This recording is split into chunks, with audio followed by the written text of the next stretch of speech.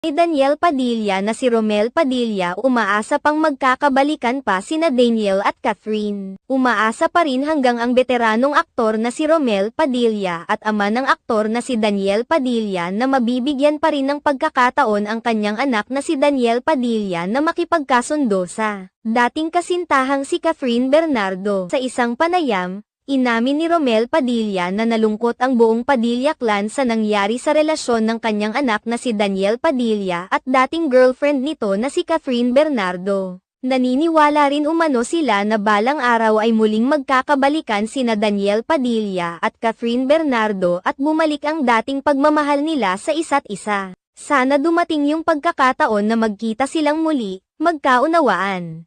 Napakalaking panahon na nagkasama sila. Sana manumbalik pa ang kanilang pagmamahalan, payahag ng ama ni Daniel Padilla. Pinayuhan rin ni Romel Padilla